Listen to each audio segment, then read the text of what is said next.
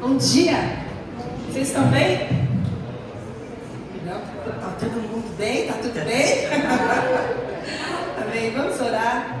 Obrigada, Senhor, por essa manhã, onde nós podemos cantar a Tua santidade.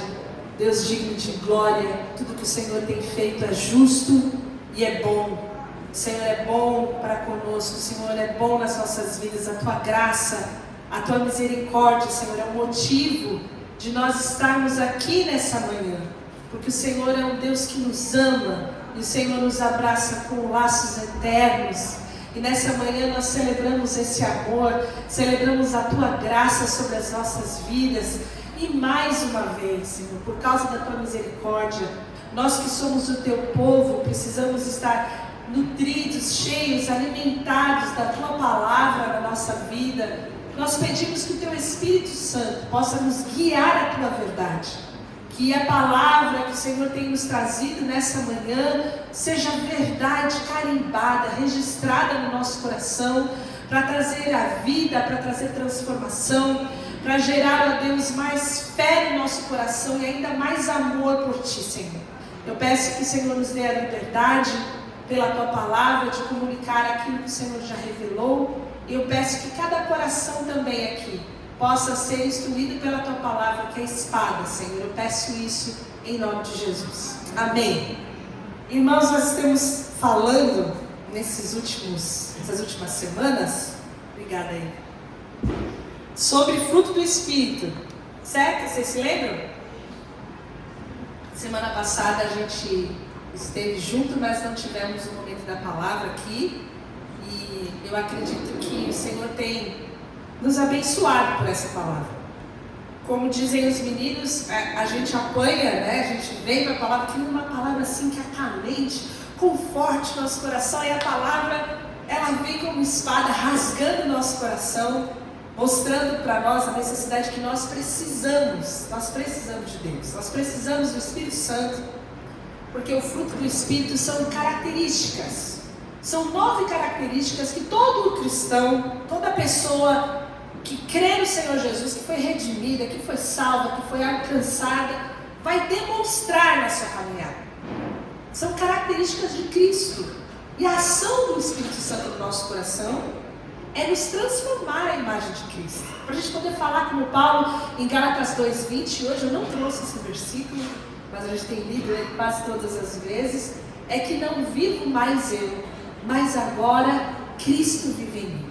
Então nós estamos falando sobre os reflexos da presença de Cristo, os reflexos da nossa vida, na nossa caminhada, da atuação do Espírito Santo que vai moldando o nosso caminhar à imagem de Cristo Jesus. E a gente já tem falado sobre algumas características desse fruto, e hoje nós vamos falar que o fruto do Espírito é a bondade. E se você pudesse escalonar uma escala de 0 a 10, quão bom você é? Você é bom? Você pode falar, eu sou boa, eu sou bom. É sobre isso que nós vamos falar nessa manhã, sobre a bondade.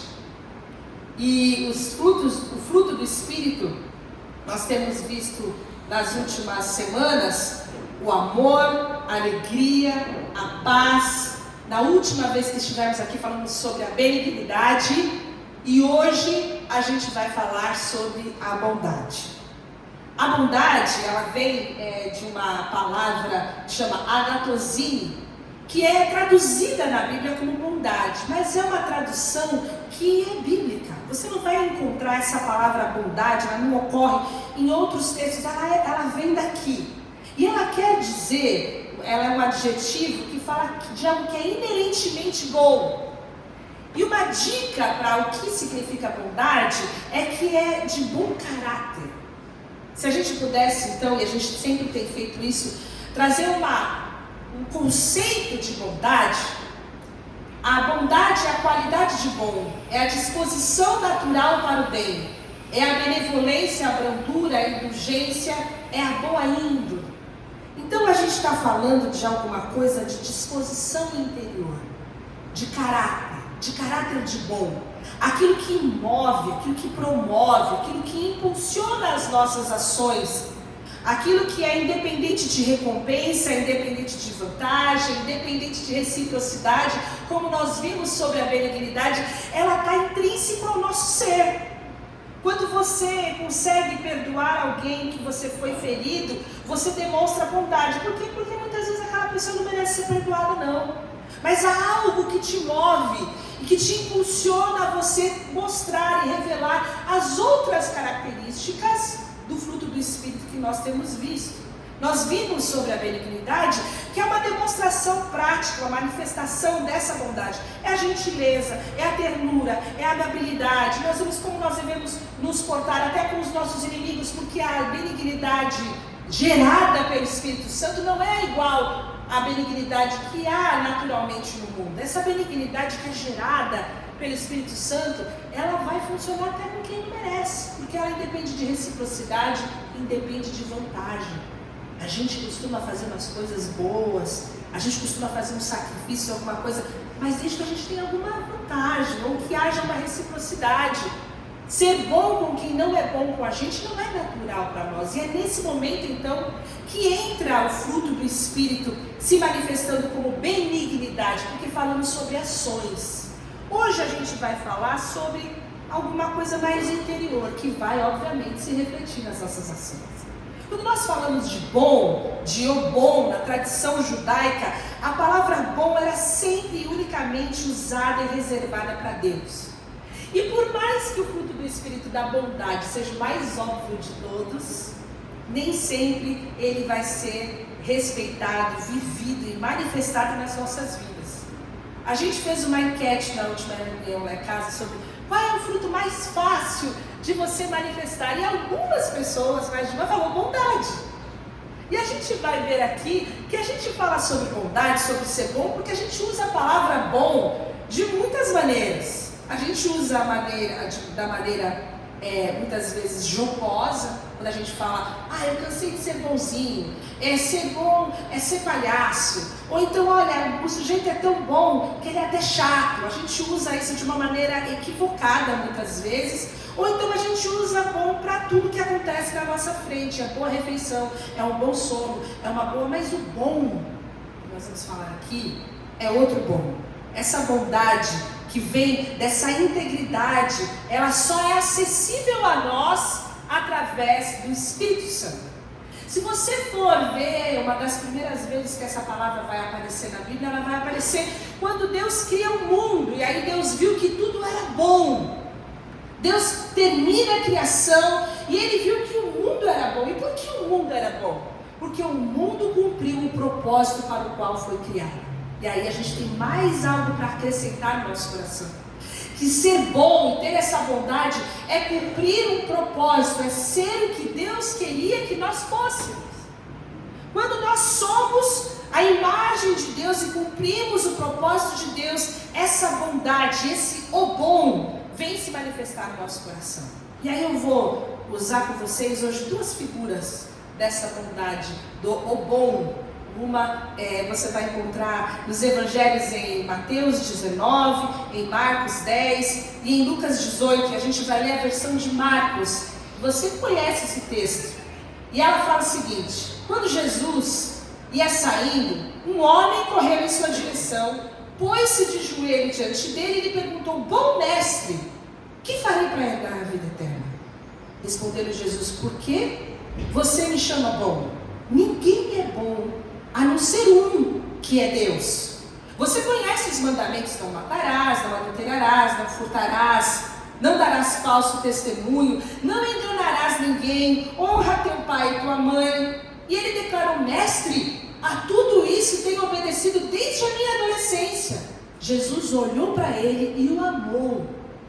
Falta-lhe uma coisa, disse ele: vá, venda tudo o que você possui e dê o seu dinheiro aos pobres, e você terá um tesouro no céu. Depois venha e siga-me.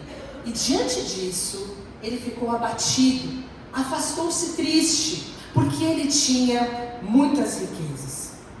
Depois de assistir e presenciar Jesus pregando para algumas crianças e abençoá-las, esse homem rico, esse jovem rico, e quando a gente fala jovem, da Bíblia tem um lastro muito grande, que vai desde os 20 até os 40, mas é um homem, um jovem, dessa idade, ainda não maduro. Ele chega diante de Deus, ele se ajoelha e ele pergunta uma frase célebre: o que eu preciso fazer para ganhar a vida eterna? O que eu tenho que fazer? Me mostre o caminho, porque eu quero ganhar a vida eterna. E a pergunta que Jesus traz para ele é uma pergunta que vai falar sobre o nosso assunto aqui hoje. Porque Jesus fala para ele: por que você me chama bom? Ninguém é bom, exceto Deus. Você conhece os mandamentos? Não mata, não cometa adultério, não roube, não dê falso testemunho, honra a tua mãe. E aí ele vai fazendo um checklist e ele fala: mas se esses são os mandamentos, se para eu ser bom eu tenho que cumprir esses mandamentos, ele falou: mas eu faço tudo isso. Mas eu faço isso desde pequenininho. Desde pequenininho eu guardo todas essas ordenanças e essas leis, mas está faltando alguma coisa. O que é que eu preciso? E Jesus, ao invés de apontar as coisas que eventualmente ele não fazia, ao invés de julgá-lo, ele o amou, e ele com olhos de amor olhou para aquele jovem. E a cena é uma cena impressionante, porque é um jovem rico, é um jovem que é conhecido por ser rico. Você já pensou a quantidade de riqueza que ele tinha? Fulano de tal, quem é aquele carequinha? Quem é aquele barrigudinho? Aquele lá que trabalha com não sei o quê? Qual que era o objetivo dele? Ele é rico. Você conhece alguém assim? Fulano é um fulano rico. Era esse cara. Tinha muita grana. E ele se ajoelha aos pés de Jesus. Quem era Jesus? Era Jesus. Simples, humilde, que não tinha ainda nenhum reconhecimento, mas estava revelando o amor do Pai em todas as suas... E ele se prostra diante de Jesus, e Jesus fala para ele o seguinte, com todo o amor: o que te falta é o seguinte, você vai e você vai vender tudo que você tem, você vai dar aos pobres, e aí você vai encontrar um tesouro no céu. E essa é uma das únicas vezes da Bíblia que você vai ver alguém saindo triste da presença de Jesus. Procura aí na sua Bíblia. Não teve cura, não teve nada ali. Ele ouve aquela palavra, o texto fala que ele vai embora triste, porque ele tinha muitos bens.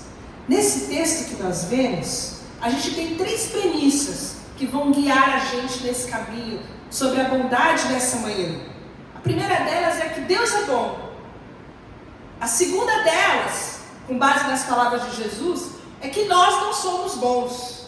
E a terceira que nós vamos encontrar na palavra é que a bondade vem de seguir a Cristo. E a primeira premissa que nós encontramos aqui é que Deus é bom. Deus é aquele que é bom, porque no meio de toda aquela condição onde tinha esse jovem que era respeitado, que tinha muito dinheiro, mas que conhecia uma religião de prática de boas obras. A religião que ele estava envolvido, judaica, estava envolvido no desempenho. Quanto mais ele fizesse, quanto mais ele desempenhasse, quanto mais ele performasse na vida dele, mais ele seria abençoado. Quanto mais ele praticasse, mais bom ele seria considerado, mais bondade haveria nele. Mas nesse momento, sem a graça de Deus, ele conseguia ver que tinha algo que lhe faltava. É nesse momento que ele corre até Jesus. E durante toda a vida dele, ele entendeu que ele tinha que fazer coisas boas para ser salvo. Você quer ser salvo, você tem que ser bom. Se você quer entrar no céu, você precisa ser bom. E aí Jesus fala para ele: olha, eu tenho uma coisa para falar para você. Só Deus é bom. Deus é o único intrinsecamente bom. A essência da bondade, da validação, não está naquilo que a gente faz, não está na prática das nossas obras. A essência da bondade está em Deus. Não é sobre o que a gente faz, mas é sobre Deus. Essa é a primeira coisa que você precisa gravar. Quando a gente fala de bondade, a gente não está falando de boas obras, a gente não está falando de ações, porque só há um bom. Só há um intrinsecamente bom, biblicamente falando, que é Deus. Então tudo que você conhece de bondade, você só vai encontrar em Deus. Crônicas fala: dai graças ao Senhor porque Ele é bom e o seu amor dura para sempre. O salmista fala que tu és bom e o que fazes é bom. Ensina-me os teus decretos, porque o Senhor é bom. É Deus que é bom. E apesar daquele jovem ter se dirigido a Cristo como um bom mestre, ele estava tentando elogiá-lo ali. Ele não poderia ser bom para aquele homem, a menos que o jovem reconhecesse que Jesus também era Deus. A menos que o jovem reconhecesse que Jesus era o Deus encarnado. E ele, sendo Deus encarnado, ele exigia a sua completa lealdade. Se ele reconhecesse a sua pecaminosidade e ele olhasse para Jesus e falasse: esse é o bom, aí sim esse jovem estaria no bom caminho. Porque a primeira coisa que a gente aprende aqui, palavras de Jesus: não existe ninguém que é bom, só existe um bom, que é Deus. E aí a segunda verdade que rasga o nosso coração: você e a sua escala linda que você fez logo no começo da pregação, é que a gente não é bom. Pode ser que você esteja olhando para mim aqui do lado e falando: olhando para ele, eu sou bom sim, porque esse aqui faz coisas muito piores do que eu. Eu sou bom, eu sou melhor que a média das 5 pessoas que eu convivo. Eu sou bom. Mas se nós entendermos o que Jesus está falando aqui, a nossa realidade vai ficar nublada, o nosso semblante também vai ficar caído, como daquele jovem. Porque só há um bom, e toda a essência da bondade está em Deus. E o maior erro que a gente pode cometer é superestimar a nossa bondade. É colocar a nossa bondade numa régua onde a gente mede as pessoas que nós consideramos piores do que nós, quando a essência da bondade está em Deus, e é para Ele que nós devemos olhar. Uma crença comum naquele tempo é que você tinha que fazer alguma coisa para você ganhar a vida eterna. Eles não conheciam o princípio da graça de Deus. Eles não podiam compreender que não existe nada que a gente pode fazer para ganhar a vida eterna, porque aquilo que precisava ser feito, aquilo que precisava ser concluído, foi concluído na cruz do Calvário. E só em Cristo haveria então a possibilidade da completa salvação. Então as pessoas acreditavam, eu acho que até hoje algumas acreditam, que você ia ter um momento que você ia chegar com as suas entradas e saídas, e você ia fazer uma conta aritmética do céu. Você ia medir as coisas ruins que você fez e as coisas boas que você fez. E aí nessa balança, caso as coisas boas superassem as coisas ruins, aí sua vaga no céu estava garantida. Essa era a ideia de ter um crédito com Deus. E é com esse crédito que esse jovem se apresenta e fala: olha, eu quero ganhar a vida eterna. E essas coisas aí que Jesus está falando, eu faço desde o princípio. Eu sou esse cara. Se para ter uma vaguinha no céu, eu preciso cumprir isso aqui eu estou fazendo desde o começo da minha vida. E aí a gente chega diante de um Deus que nos conhece, nos ama profundamente, para trazer para nós a realidade que nós não vamos encontrar a vida eterna até nós percebermos o quão aquém nós estamos da bondade de Deus, o quão longe nós estamos da verdadeira bondade, da essência da verdadeira bondade, que é o próprio Deus. E a vida eterna depende do reconhecimento da nossa pecaminosidade, porque nós nunca vamos entender e compreender o amor, a graça de Deus, quando nós não entendermos o lugar aonde nós estamos, em que nós estamos metidos, quantas coisas nós precisamos nos desfazer para que a imagem de Cristo seja de fato gerada em nós. E aonde nós encontramos essas verdades? Salmo 4:14 fala que não há quem faça o bem, nem mesmo um. Romanos vai dizer que todos pecaram e carecem da glória de Deus. Romanos 3:20 vai deixar claro que ninguém vai ser declarado justo aos seus próprios olhos observando a lei. A lei só serve para nos conscientizar do pecado. Quanto mais eu olho para a lei, mais eu percebo que eu não posso cumprir aquele negócio. Existe a lei moral, a lei que nós conhecemos, do que é o certo, faça isso, não faça aquilo. Existem as leis que regem o nosso país e a nossa conduta. Mas existe a lei de Deus, que é invariável, que não é relativa, que governa sobre todas essas outras, que é atemporal, é eterna. E esse conjunto de regras da palavra de Deus só mostra que a gente é incapaz de cumprir. Paulo falava: eu sei que não tem nada bom que habita em mim. Paulo, quando olhava a lei de Deus, ele falava: isso é em minha carne, não tem nada bom. O que eu desejo fazer é bom, mas eu não consigo realizar. E o que eu faço não é o bem que eu desejo, mas o mal que eu não quero fazer, esse eu continuo fazendo. Essa é a nossa luta, porque na nossa natureza não tem nada bom. E nós precisamos entender isso, que a gente não entende as coisas que nos governam, porque essa é a nossa natureza humana. E o objetivo da lei é servir para nós como um espelho, para que a gente possa encarar as nossas faltas, as nossas falhas, os nossos desejos, para que a gente possa encarar a nossa necessidade de Cristo. E Jesus olha para ele e fala o seguinte: meu querido, você não é bom o suficiente. E como que Jesus vai falar isso diante de um jovem que aparece de uma forma tão humilde, se colocando, ajoelhado diante de Deus? Jesus fala para ele: faz o seguinte, vai e vende tudo que você tem, depois você volta e vem me seguir. E pode ser que isso seja fácil para mim e para você. Afinal de contas, a gente não tem muita coisa, né? Eu só vender o que eu tenho para ter um lugar no céu, tá fácil então. Beleza, mais tranquilo. Mas não era fácil para ele. Ali, Jesus estava mostrando para ele algo muito mais sério, que eu quero que você venha comigo nesse pensamento.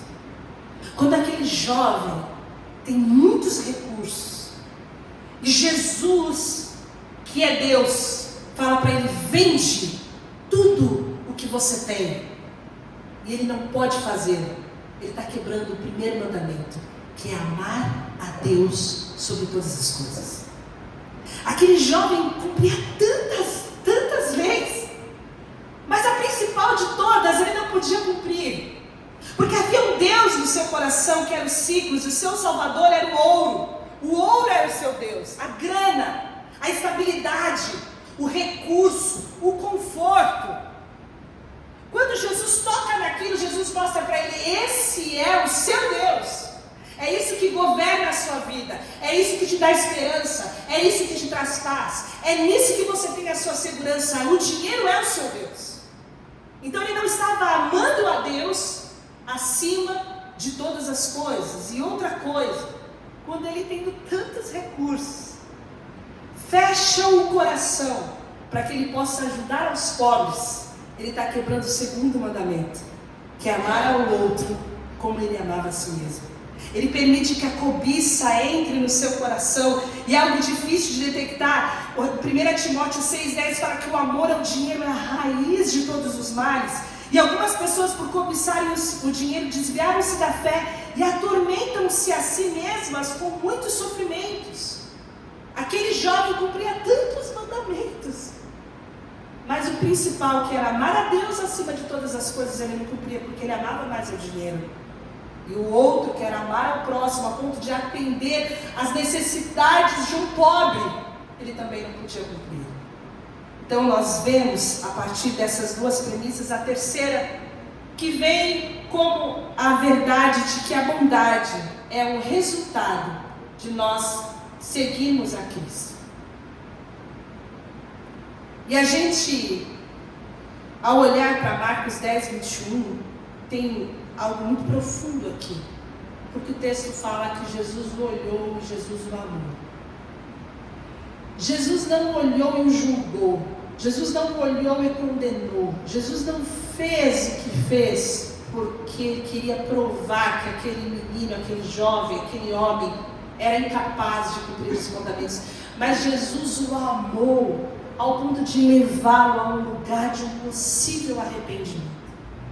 Porque ao nos depararmos com as nossas incapacidades, ao nos depararmos com as nossas limitações, nós temos duas opções: ou a gente se quebranta, se quebra, se rasga, confessa e se arrepende, ou a gente vai embora triste. Deus gera isso no nosso coração. São duas opções, porque Deus nos deu o arbítrio. Nós podemos confessar os nossos pecados, e a palavra de Deus fala que Ele é fiel e justo para perdoar os nossos pecados e nos purificar de toda a injustiça.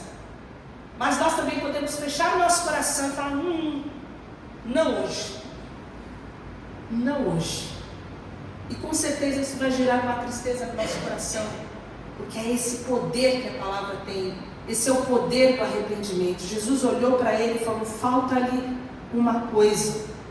E esse homem amava mais o seu dinheiro do que qualquer outra coisa. Mesmo assim Deus esbanja o seu amor. Jesus não amava o homem porque ele era bom.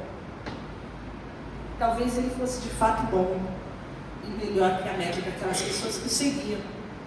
Jesus não amava aquele rapaz por ele se apresentar com uma sede de conhecer o que fazer para ganhar a vida eterna.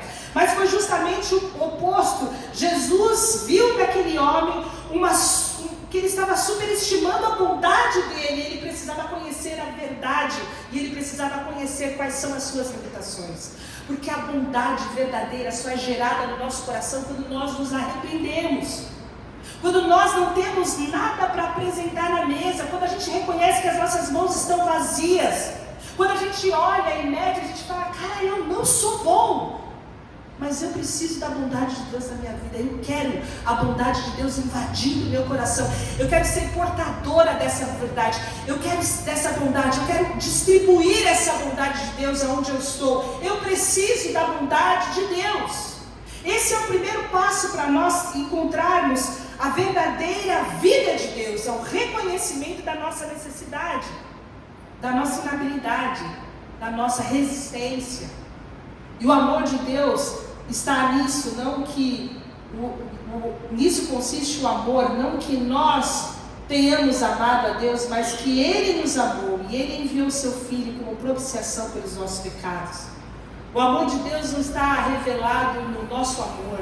O amor de Deus não está vinculado com o nosso amor. O amor de Deus não está condicionado com o nosso amor. O amor de Deus não está condicionado à nossa obediência. O amor de Deus não está condicionado às nossas boas obras. O amor de Deus não é pequenininho assim. O amor de Deus não é retributivo, irmãos. O amor de Deus está em que Ele nos amou quando a gente precisava de perdão. Ele nos amou quando Ele entregou o seu Filho para nos libertar, para tirar de nós toda essa culpa que a gente carrega por não sermos bons. Não somos bons o suficiente.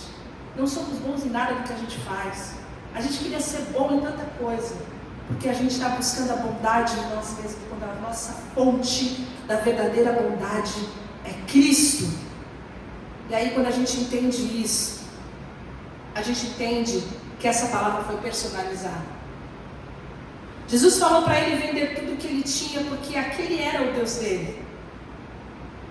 E essa voz de Deus para nós ainda hoje, quando Ele fala, alguma coisa ainda te falta. Você se acha bom, mas tem uma coisa que te falta. Tem algo que governa a sua vida.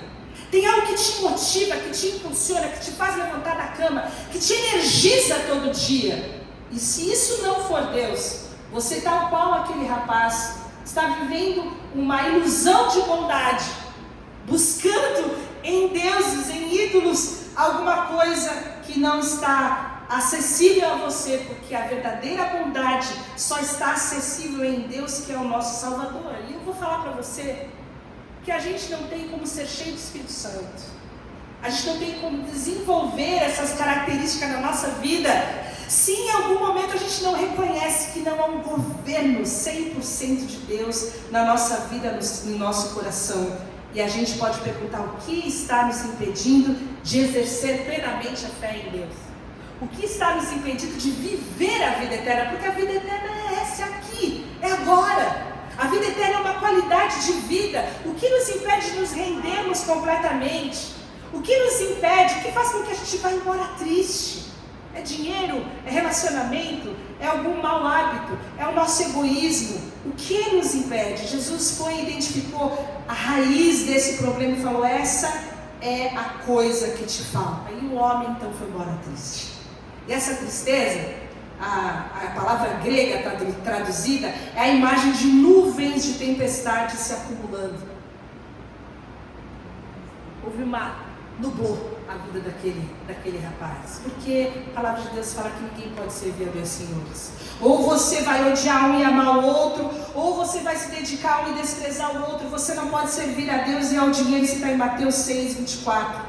É muito bom ter as coisas que a gente e o dinheiro pode comprar, mas você não pode perder as coisas que o dinheiro não pode comprar.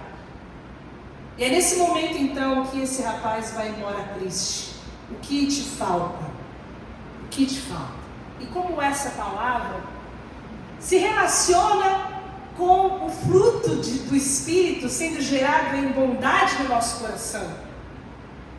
Como que eu vou ser bom se há em meu coração um equívoco sobre o que essa bondade representa? Somente Deus é bom e nós não somos bons. Somente é possível conhecer, viver e manifestar a verdadeira bondade se eu estou servindo a Cristo, se no meu coração há um governo. Se nós queremos ser bons, nós precisamos nos render a esse governo do Espírito Santo no nosso coração. Nós precisamos demover os ídolos do nosso coração do lugar e permitir que Jesus reine. O que nos falta? O que nós não podemos entregar? O que faz com que a gente saia continuamente da presença de Deus tristes? O que nós sonegamos de Deus? Esse aqui não. Quantas vezes nós quebramos o mandamento de amar a Deus sobre todas as coisas?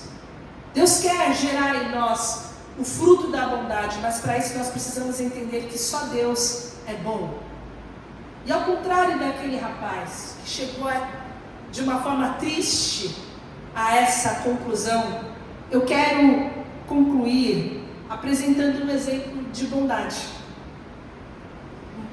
Um exemplo de alguém que gerou o fruto da bondade e como essa bondade pode ser gerada em nós através da ação do Espírito Santo. E a pessoa que nós vamos falar aqui é Barnabé. Quem conhece Barnabé? Quem já ouviu falar de Barnabé? Barnabé era alguém que amava Deus.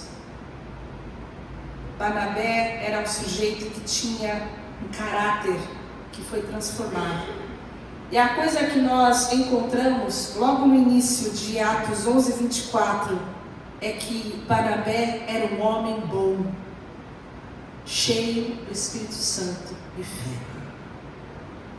O que fez com que Barnabé fosse considerado bom nas Escrituras foi um homem que era cheio do Espírito Santo. Ele era bom porque ele depositou a sua confiança em Deus. Ele era bom porque ele tinha Cristo como seu Senhor e como seu Salvador. Ele era bom porque ele estava cheio do Espírito Santo e da bondade do Espírito Santo. Esse Barnabé é conhecido como filho do encorajamento. E ele teve algumas atitudes que podem nos ensinar a como permitir que o Espírito Santo haja no nosso coração e transforme o nosso caráter, para que a bondade de Deus seja conhecida e não a nós. Para que quando as pessoas olhem para você, ao invés de falar, fulano é bom, ela possa olhar para você e falar, cara, Deus é bom. Porque Deus moveu essa pessoa. A bondade de Deus está sendo manifesta na vida dessa pessoa. A pessoa vai olhar para você e falar, cara, Deus é bom. Porque eu orei, você é a resposta da oração de Deus na minha vida. Importa que Cristo cresça e a gente diminua. O verdadeiro fruto do Espírito não é quando as pessoas veem a nossa bondade, mas é quando as pessoas veem a bondade de Deus na nossa vida. Quando nós agimos revelando a bondade de Deus. Quando a bondade de Deus é conhecida. E Barnabé tinha um jeito muito prático de revelar essa bondade. Eu vou dizer 4 coisas para você guardar no seu coração. A primeira delas é que ele entregou o seu bom dinheiro a Cristo. Isso está em Atos 4:37. Porque Barnabé vendeu a sua propriedade e ela deu o produto, o dinheiro, o fruto dessa venda para a igreja. Ele deu para a igreja para que ali esses recursos pudessem ser administrados. Ele não via as suas coisas, os seus bens como dele. Ele entendia que ele era um mordomo. O mordomo cuida das coisas, mas entende que as coisas têm um outro dono. E essa é a forma que a palavra nos ensina a agirmos com os nossos recursos. Entendermos que tudo pertence ao Senhor e que a gente só administra, que a gente está ali na posse com responsabilidade. Esse jovem governante, rico, porque Barnabé era rico, escolheu servir o reino de Deus com o seu dinheiro. Pessoas gananciosas, elas não têm um problema com dinheiro. Pessoas gananciosas têm um problema com fé. Você não precisa ter grana para ser ganancioso. Você só precisa ter um amor ao dinheiro acima de todas as outras coisas. Você precisa estar no comando, no controle do dinheiro, mas na verdade é o dinheiro que está controlando a sua vida. E quando nós nos relacionamos assim, provavelmente ele se torna um ídolo no nosso coração. Martin Luther King fala que são necessárias 3 conversões. A conversão do coração, da mente e do bolso. E certamente a do bolso é a mais difícil. É mais difícil que o nosso bolso se converta, mas não foi difícil para Barnabé. Ele vendeu tudo que ele tinha e ele pregou aos pés de Jesus. Mas os capítulos seguintes de Atos, você vai ver outro casal que vendeu o que tinha e foi morto. Ananias e Safira, vocês já ouviram falar. Por quê? Porque eles venderam o que eles tinham, ficaram com uma parte, chegaram na igreja e falaram: olha aqui, nós vendemos e tudo que a gente tinha está aqui. E eles morreram na hora. Aquelas pessoas tinham 2 possibilidades. Primeira, não vender nada e não dar nada para a igreja. A segunda, vender, tirar uma parte e falar: olha, a parte que eu quero ofertar é essa parte aqui. O que fez com que eles se apresentassem falando que estavam dando todo o dinheiro e na verdade eles tinham recolhido uma parte para eles? A necessidade de ser bom, a necessidade de ser superior, a necessidade de provar que eles eram mais do que aquilo que de fato eles eram. A mentira os levou a fazer isso. E uma das melhores maneiras da gente derrotar e desarmar o dinheiro é dando regularmente. Essas pessoas, elas tinham que manter uma aparência de bondade. Jesus não quer que a gente tenha uma aparência de bondade. Ele quer que esse fruto seja gerado verdadeiramente no nosso coração. Generosidade. A bondade gera generosidade. Você vê Barnabé dando um bem e ele é generoso. Você vê a viúva dando 2 moedinhas e ela também é generosa e elogiada por Jesus. Não é sobre quanto dinheiro você tem, é sobre aonde está o seu coração. É sobre quem governa o seu coração. É sobre a sua relação com o dinheiro. Se você quer servir ao Senhor, Ele precisa ser o Senhor da sua vida, de todos os seus bens. E esse homem, então, ele era alguém que era bom, porque ele servia ao Senhor. Tiago vai falar o seguinte: olha, vocês acham que é possível ter fé e não ter boas obras? Eu mostro para vocês a minha fé com as minhas obras. Você acha que você é bom e que você tem fé quando uma pessoa bate na sua porta com fome e você manda ela embora e fala: Deus te abençoe? Isso está em Tiago. Cara, que fé e que bondade, que amor de Deus é esse? Que você não tem empatia, você não se sensibiliza pela necessidade dos outros. Isso não é fé. Esse não é verdadeiro amor. E muito menos é a bondade que nós encontramos na palavra de Deus. A segunda coisa sobre Barnabé é que ele servia. Ele serviu no ministério na igreja. Ele era alguém que entregava algo que às vezes é mais precioso do que o dinheiro, que é o tempo. Não é? Não é que a gente tem o nosso tempo também governa a nossa vida. O nosso tempo também é o ídolo do nosso coração. O nosso descanso, o nosso final de semana, aquela 1 horinha a mais que você podia dedicar pela manhã para orar, para ler a palavra, para buscar o Senhor, para adorar. Aqueles 5 minutinhos que você modula ali no seu despertador, mas que você não é capaz de antecipar para fazer uma oração na sua manhã, para que Deus venha governar o seu dia.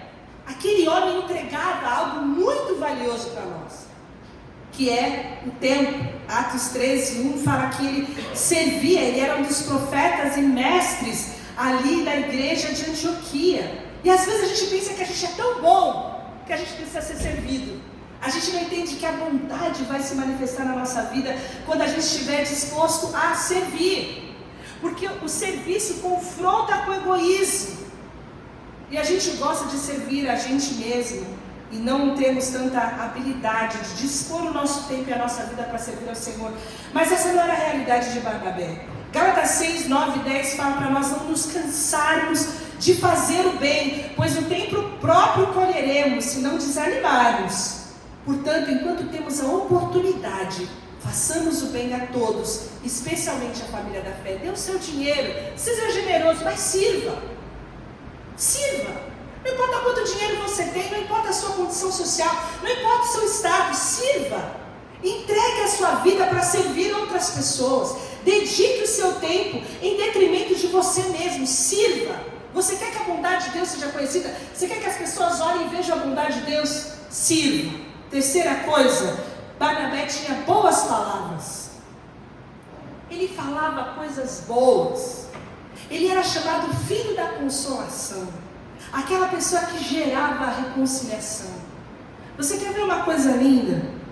Em Atos 9, 26 a 28, você vai ver Paulo, quando se converteu.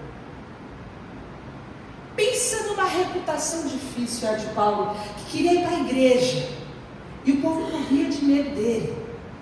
Ele falava, esse sujeito converteu não, ele vai vir aqui, vai vir com a faca, vai acabar com todo mundo aqui. Ele perseguiu os cristãos, vai chegar em 5 minutos depois, chega a guarda, vai acabar com a igreja aqui. Pensa numa pessoa que ninguém queria que subisse a escadaria, era Paulo. E o texto bíblico fala que quando chegou a Jerusalém, Barnabé tentou reunir seus discípulos. Paulo tentou se reunir aos discípulos, mas todos estavam com medo dele, não acreditando que fosse realmente um discípulo, duvidando, obviamente, porque você vai se lembrar que o Saulo era o que acabava com a vida dos cristãos. O povo falava, eu não quero esse, vamos chamar outro pregador para a noite, que não seja Paulo. Paulo a gente não quer aqui.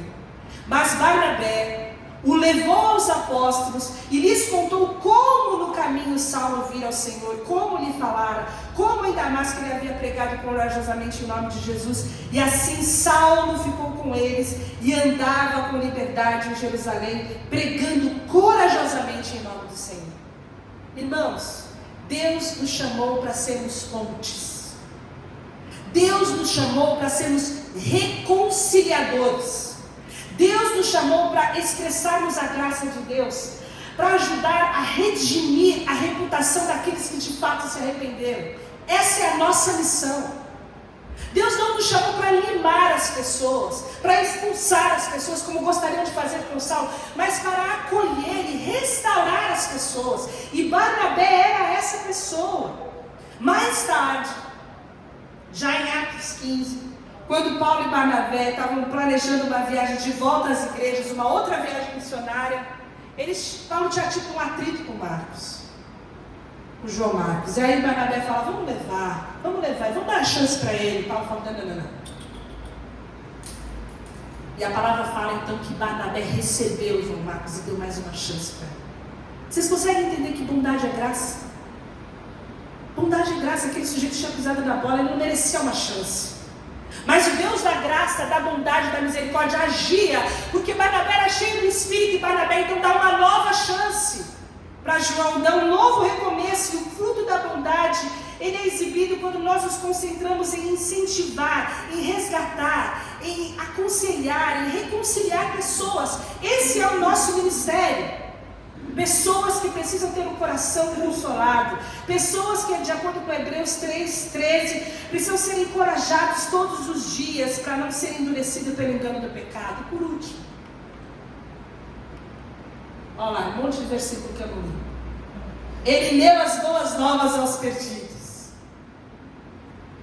Ele falava de Jesus.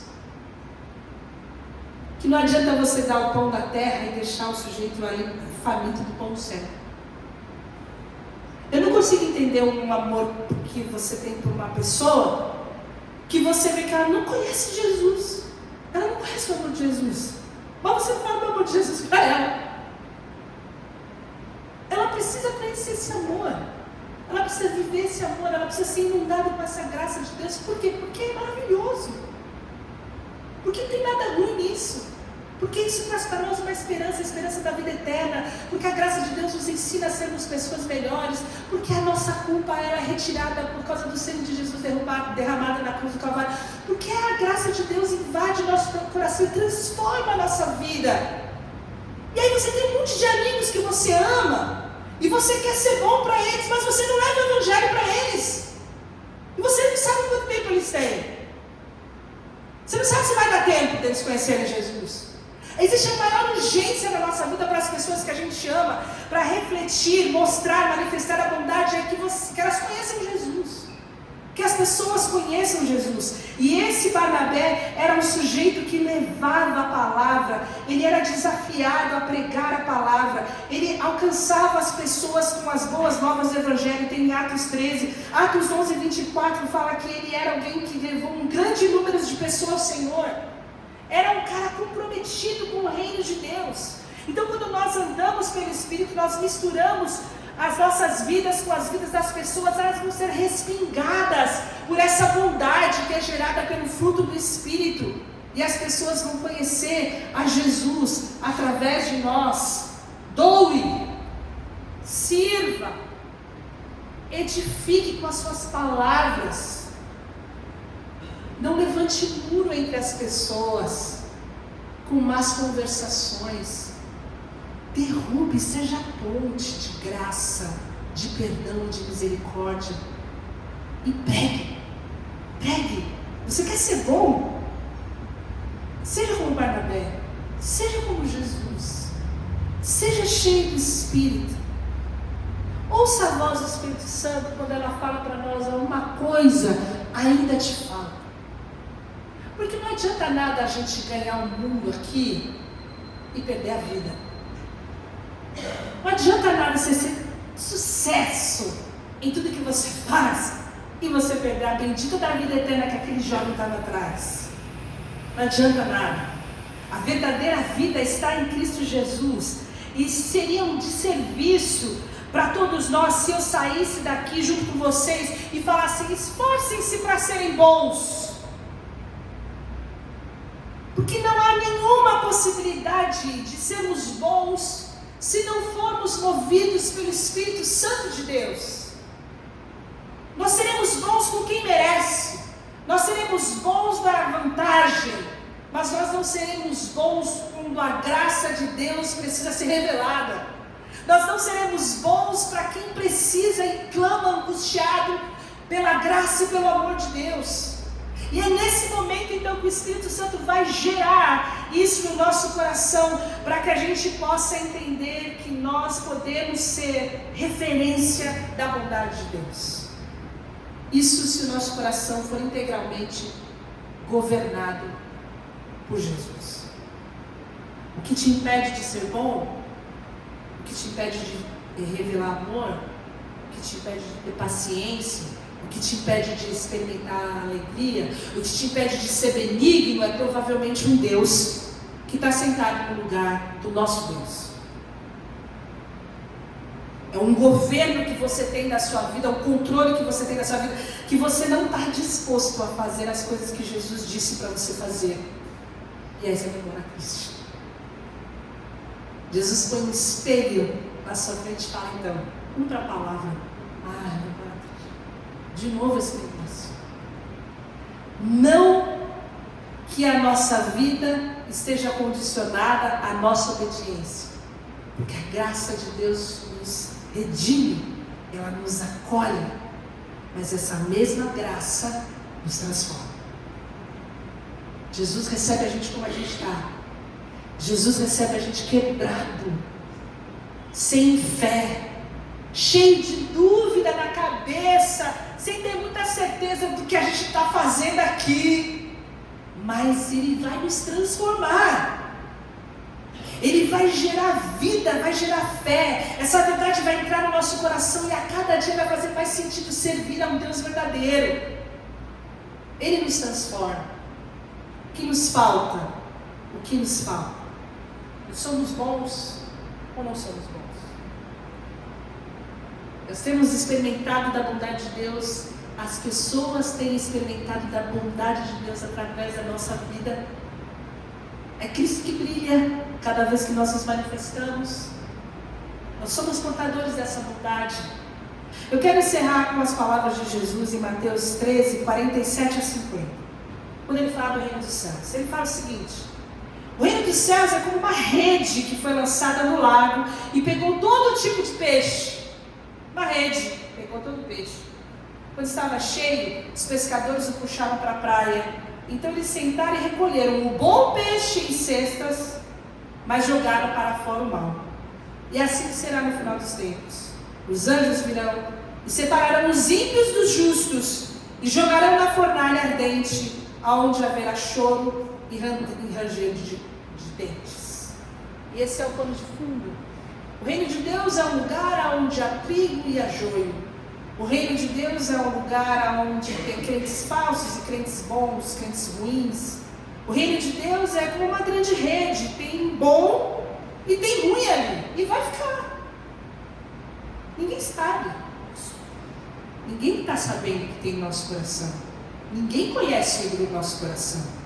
Mas vai ter um dia que esse ídolo vai ser revelado. Vai ter um dia que o nosso coração vai ser revelado. E a gente precisa entender que o fruto do Espírito só vai ser gerado no nosso coração à medida que nós sujeitarmos a nossa vida ao governo do Espírito Santo. Essa é a nossa escolha. Deus é bom. É reconhecer que eu não sou. E o único jeito de eu ser é seguindo a Cristo. É sujeitando a minha vida ao governo de Cristo. É falar: Senhor, eu estou aqui e eu não sou bom. As minhas mãos estão vazias e eu quero a tua bondade, para ser portador da tua bondade e não da minha bondade, porque a minha bondade é falha, minha bondade é limitada, minha bondade é relativa, minha bondade acaba em 5 minutos, a minha bondade vai embora igual um passarinho.